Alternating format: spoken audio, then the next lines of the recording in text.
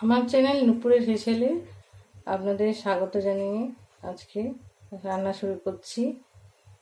আপনাদের রান্না যেটা করে দেখাবো সেটা হচ্ছে ডিম তড়কা। ডিম দিয়ে তড়কা বানিয়ে আজকে আপনাদের দেখাচ্ছি। প্রথমে কড়াইটা গ্যাসে গরম করতে দিয়েছি। এই কড়াইয়ের মধ্যে একটু তেল দিলাম গরম করতে। এই তেলটা গরম হওয়ার জন্য আঁচটা জোর করে রেখেছি। আর আমি তড়কার ডাল সেদ্ধ করে রেখেছিলাম। আপনারা সবাই জানেন তড়কার ডাল কিভাবে সেদ্ধ করতে হয়। এটা প্রেসার কুকারে দিয়ে ভালো করে জলে ধুয়ে নিয়ে প্রেসার কুকারে দিয়ে একটা বড় একটা ছোট বা দুটো ছোট সিটি দিয়ে একটু রেখে দিলেই তড়কার ডালটা সেদ্ধ হয়ে যায়। এবার তেল গরম হলে আমি এর মধ্যে আদা লঙ্কা বাটা দেব।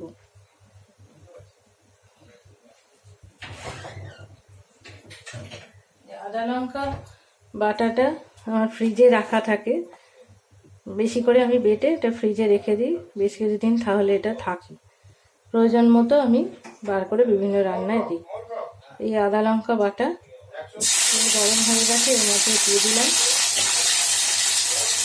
আর এর মধ্যে একটু নুন দিয়ে দিলাম, তাহলে এই যে আদাটা ঠিক করছে এটা ঠিক করে নেব। দিয়ে এটা একটু নাড়িয়ে দেবো, আদাটা ভাজা ভাজা হয়ে যাবে। এবার আমি এর মধ্যে এই পেঁয়াজ কুচিয়ে রেখেছিলাম, এইভাবে সরু সরু করে পেঁয়াজ কুচো এই তেলের মধ্যে দিয়ে দিচ্ছি। এই পেঁয়াজটা একটু লালচে করে ভাজা হবে। পেঁয়াজ কুচোগুলো দিয়ে দিলাম। আর রসুন আমি এইভাবে গোটা গোটা ছাড়িয়ে রেখেছি, সেটা ছাড়িয়ে রেখেছিলাম, এটা একটু থেঁতো করে দিয়ে দেবো।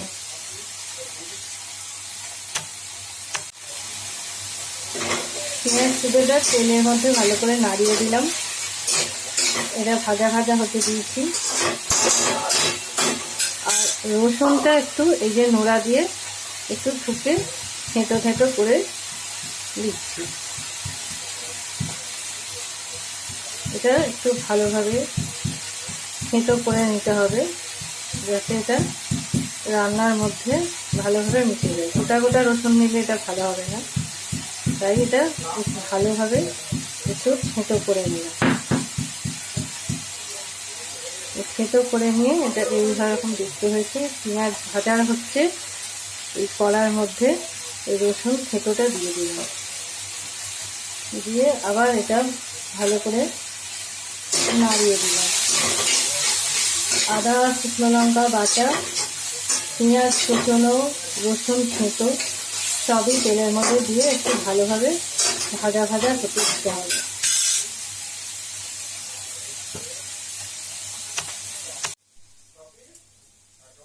কড়ার মধ্যে পেঁয়াজ রসুন আদা বাটা সব দিয়েছিলাম, এটা মোটামুটি ভাজা ভাজা হয়ে এসছে, একটু ব্রাউন কালার এসে গেছে। দেখুন ব্রাউন রং হয়েছে, তাই এটা মোটামুটি হয়ে গেছে। এটা এবার আমি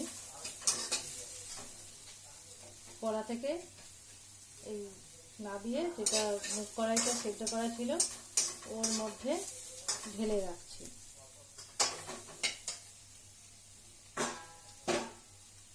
মুগ কড়াইয়ের মধ্যে আমি ভাজা পেঁয়াজ রসুনটা ঢেলে রাখছি।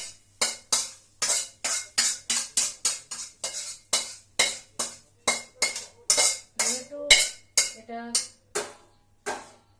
একেবারে যখন ফুটবে জলের মধ্যে পেঁয়াজ রসুন সহই ফুটবে, তাই জন্য এই সেদ্ধ মুগ কড়াইয়ের মধ্যে একেবারে মিশিয়ে রাখলাম। এরপর আবার একটু তেল গরম করতে দিতে হবে।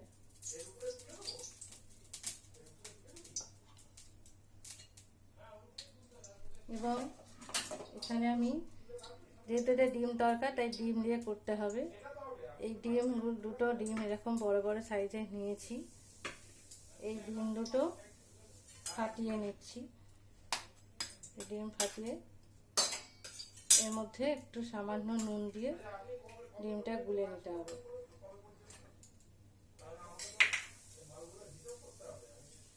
আমার ডিমগুলো জলে ধোয়াই ছিল, তাই কোনো অসুবিধা নেই। এই ডিমগুলো থেকে ভালো করে শাঁসটা ঢেলে নিলাম এবং এর মধ্যে একটু সামান্য নুন দিচ্ছি।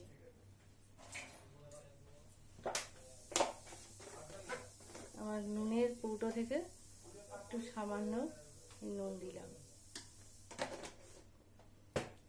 দিয়ে ডিমটা ভালো করে গুলিয়ে নিতে হবে যাতে নুনটা এর মধ্যে মিশে যায় এবং ডিমটা একটা ঘন মতো যে অংশটা ছিল হলুদ রঙের আর সাদা অংশটা, এটা বেশ ভালোভাবে মিশে যায়। ফেটিয়ে নিচ্ছি ভালোভাবে। এভাবে হয়ে গেছে। আর কড়াইতে তেলটাও আমার গরম হয়ে গেছে। আমি তেলটা একটু কড়াইয়ের গায়েতে ভালো করে লাগিয়ে নিলাম, দিয়ে এই ফ্যাটানো ডিমটা কড়াইয়ের মধ্যে ঢেলে দিচ্ছি।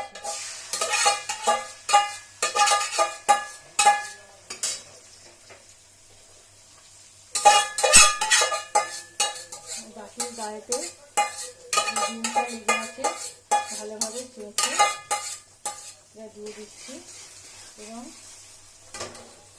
এইভাবে খুন্তি দিয়ে ডিমটাকে নাড়াতে থাকতে হবে, তাহলে এটা ডিমের ভুজিয়া তৈরি হয়ে যাবে। এবং আঁচটা একটু বাড়িয়ে দিয়েছি।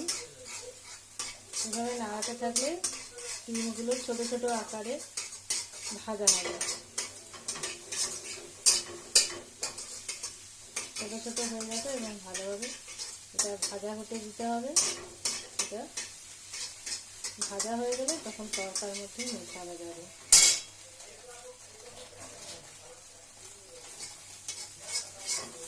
একটু নাড়তে থাকতে হবে যাতে এটা ছোটো ছোটো অংশে ডিমটা এইভাবে টুকরো টুকরো হয়ে ভাজা হয়। ডিমের ভুজিয়া ভাজা হয়ে গেছে, দেখুন একটু লালচে রং ধরেছে। তাই এটাও আমি ওই যেটা মুগ কলাই সেদ্ধ রেখেছিলাম, যার মধ্যে পেঁয়াজ রসুন রেখেছিলাম, ওর মধ্যে ঢেলে ফেলছি।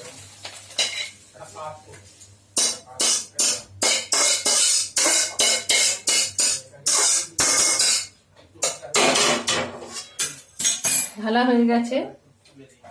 এবার আবার আমি কড়াতে তেল গরম করতে দিচ্ছি। কড়াতে তেলটা যাতে গরম হয় তাড়াতাড়ি, তাই আঁচটা বাড়িয়ে দিলাম। তো এর মধ্যে আমি টমেটো পেস্ট, মিক্সিতে আমি টমেটো বেটে রেখেছিলাম, সেই টমেটো বাটাটা এই গরম তেলের মধ্যে দিয়ে দেবো। মিক্সিতে বেটে রেখেছিলাম এই টমেটোটা দিয়ে দিচ্ছি। এই ভেতরে লেগে আছে যেগুলো হাতে করে ছেঁকে এই তেলের মধ্যে দিয়ে দিলাম।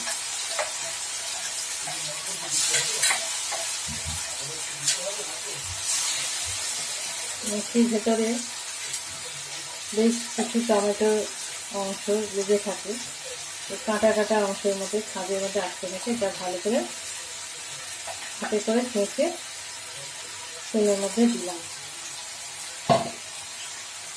দিয়ে এটাকে ভালোভাবে কষাতে দিতে হবে। টমেটোটা যতক্ষণ না ভাজা ভাজা হচ্ছে, এই জলটা যতক্ষণ না শুকিয়ে যাবে ততক্ষণ এটা তেলের মধ্যে নাড়তে হবে।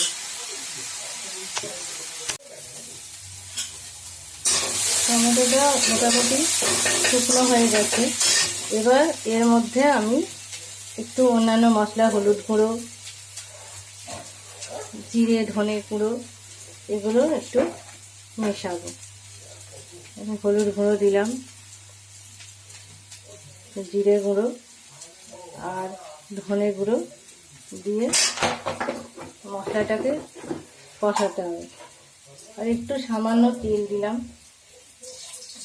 তেলটা কমে এসেছিল, তাই মশলাটা যাতে পুড়ে না যায় একটু তেল দিয়ে এটাকে ভালো করে নাড়াতে থাকুন।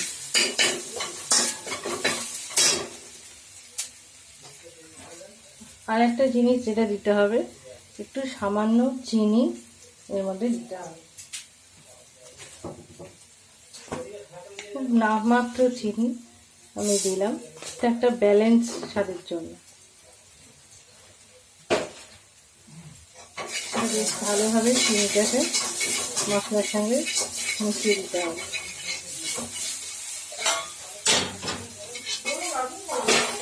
এরপর জল দিলাম।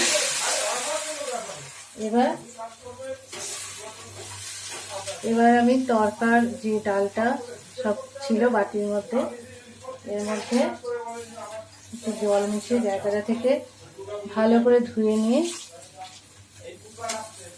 মিশিয়ে দিলাম,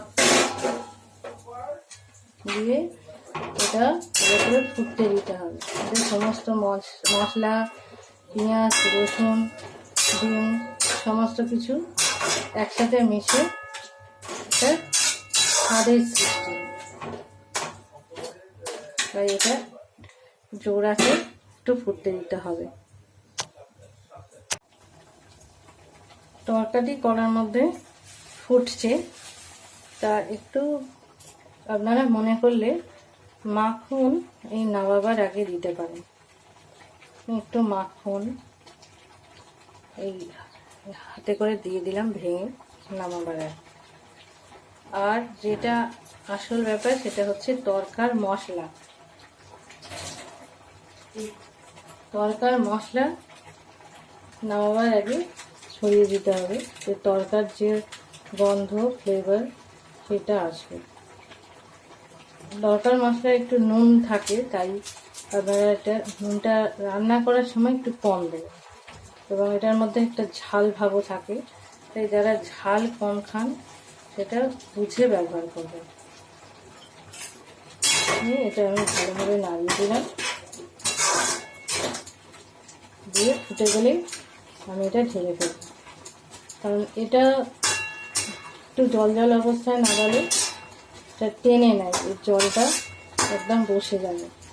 তাই আমার এটা মোটামুটি হয়ে গেছে। একটা কাঁচা লঙ্কা উপর থেকে হাতে করে ফাটিয়ে ফেলে দিতে পারেন। যদি কেউ একটু ঝাল ঝাল খাবেন মনে করেন, সে তাহলে এটা হাতে করে টিপে খেতে পারে। আর ফ্যামিলি কেউ যদি মনে করেন সে ঝাল অতটা খায় না, তাহলে সে এটা লঙ্কাটা ছাড়া খেতে পারবে। আর তরকা রান্না কমপ্লিট, গ্যাসটা অফ করে দিলাম এবং কড়া থেকে আমি এটা ঢেলে ফেলছি বাটির মধ্যে।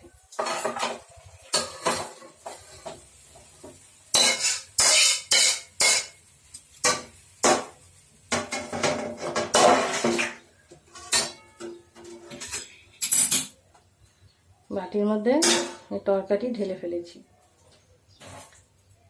এটা এইভাবে এরকম দেখতে হয়েছে। এটা রুটির সাথে খেতে দারুণই লাগে। আপনারাও দেখবেন একদিন কীরকম স্বাদ লাগবে খেতে। আর আমাকে সাবস্ক্রাইব করবেন, লাইক, শেয়ার, কমেন্ট করতেও ভুলবেন না, আমি খুশি হব। এখানেই আমার রান্নাটি শেষ করছি।